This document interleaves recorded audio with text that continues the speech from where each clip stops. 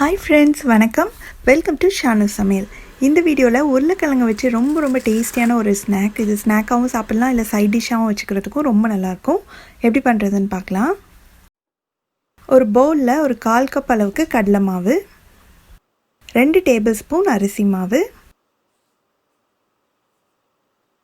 2 teaspoon எள்ளு வந்து optional தான், நீங்கள் வேணும்னா சேர்த்துக்கோங்க, இல்லை எள்ளு சேர்க்காமையும் இதை பண்ணலாம். 1 டீஸ்பூன் அளவுக்கு மிளகாய்த்தூள் சேர்க்குறேன். உங்களுக்கு நல்ல காரமாக வேணும் அப்படின்னா நீங்கள் இன்னும் கொஞ்சம் அதிகமாக சேர்த்துக்கோங்க.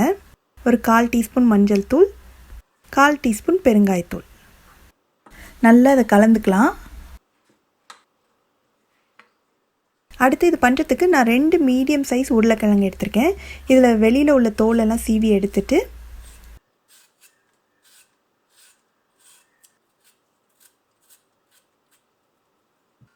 இது துருவ போகிறோம். துருவும் போது இந்த மாதிரி நல்ல பெரிய ஓட்டை உள்ள துருவலில் துருவிக்கோங்க. நம்மளுக்கு கொஞ்சம் திக்கான துருவலாக வேணும், அதனால தான் ரொம்ப மெல்லிசாக துருவிடாமல்.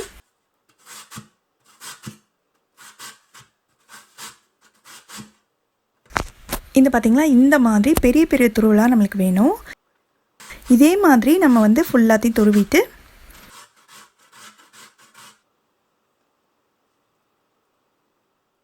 இந்த பவுலில் நான் தண்ணி எடுத்து வச்சுருக்கேன். இது நார்மல் வாட்டர் தான்.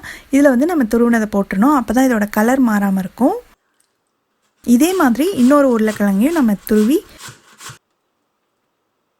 இதில் சேர்த்துடலாம். எப்போவுமே உருளைக்கிழங்கு வந்து நம்ம தண்ணியில் சேர்த்ததும் பார்த்திங்கன்னா அதில் உள்ள அந்த ஸ்டார்ச், அந்த மாவுத்தன்மை இருக்கும் இல்லையா, அது எல்லாமே நல்லா தண்ணியில் வந்துடும்.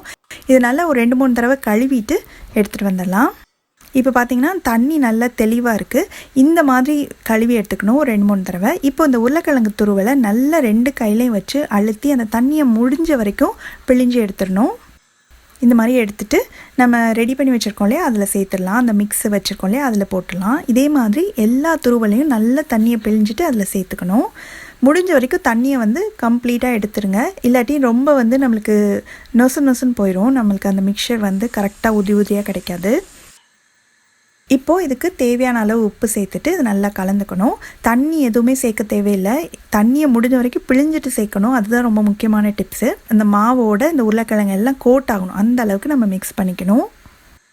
நம்ம தண்ணியே சேர்க்கலை, அந்த உருளைக்கிழங்குல உள்ள தண்ணியிலேயே இது வந்து நல்லா இந்த மாதிரி வந்திருக்கு. எப்போவுமே இது பண்ணும்போது நீங்கள் டக்குன்னு எண்ணெய் காய வச்சுட்டு இந்த மாதிரி மிக்ஸ் பண்ணி உடனே போட்டுடணும். கொஞ்சம் நேரம் வச்சிட்டிங்கனாலும் அது ஒரு மாதிரி தண்ணியெல்லாம் கசிஞ்சு அந்த பக்குவம் வந்து நம்மளுக்கு கரெக்டாக வராது. இப்போ இந்த மாதிரி உதிரியாக இருக்கு இல்லையா, இப்போ ஆல்ரெடி நான் எண்ணெய் தேவையான அளவு பொரிக்கிறதுக்கு சூடு பண்ணி வச்சுருக்கேன். இப்போ இதுலேருந்து ஒரு கையளவு எடுத்து அப்படியே அதில் பரவலாக போட்டுடலாம். இது கொஞ்சம் நேரம் விட்டுட்டு அதுக்கப்புறம் திருப்பி போட்டு அந்த பக்கமும் நல்லா ஃப்ரை ஆனதுக்கப்புறம் இதை வந்து தனியாக எடுத்து வச்சிடலாம், எண்ணெயெல்லாம் நல்லா வடிச்சிட்டு. இதே மாதிரி நம்ம ரெடி பண்ணி வச்சுருக்க அந்த மிக்சர்லேருந்து கொஞ்சம் ஒரு கையளவு, நீங்கள் எவ்வளோ பெரிய கடாய் வச்சுருக்கீங்களோ அந்த சைஸ்க்கு தகுந்த மாதிரி நீங்கள் போட்டு ஃப்ரை பண்ணி எடுக்கணும். எண்ணெயோட சலசலப்பு சத்தம் கொஞ்சம் ஓரளவுக்கு அடங்குற அளவுக்கு ஃப்ரை பண்ணிங்கன்னா தான் அதோட கிறிஸ்பினஸ் வந்து நல்லா கிடைக்கும். நீங்கள் நிறைய பண்ணுறீங்க அப்படின்னா கொஞ்சமாக வந்து உருளைக்கிழங்க அப்பப்போ போட்டு பிசைஞ்சு நீங்கள் வந்து பண்ணணும். ஒரே டயத்தில் நிறைய பண்ணிங்கன்னா நம்ம ஃபுல்லாக போட்டு எடுக்கிறதுக்குள்ளே அந்த நம்ம கலந்து வச்சுருக்கோம் இல்லையா, அது வந்து ஒரு மாதிரி தண்ணி விட்டுட்டு நம்மளுக்கு கரெக்டான பக்குவத்துக்கு இருக்காது.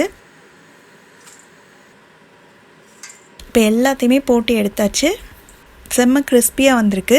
இது வந்து நீங்கள் ரைஸ்க்கு சைட் டிஷ்ஷாகவும் வச்சுக்கலாம், இல்லாட்டி ஈவினிங் டைம் ஸ்நாக் மாதிரி கொடுத்து விடுறதுக்கும் ரொம்ப நல்லாயிருக்கும்.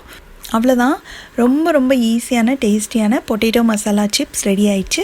நீங்களும் இந்த ரெசிபியை கண்டிப்பாக வீட்டில் ட்ரை பண்ணி பார்த்துட்டு எப்படி வந்ததுன்ற கமெண்ட்ஸை மறக்காமல் ஷேர் பண்ணுங்கள். தேங்க்ஸ் ஃபார் வாட்சிங்.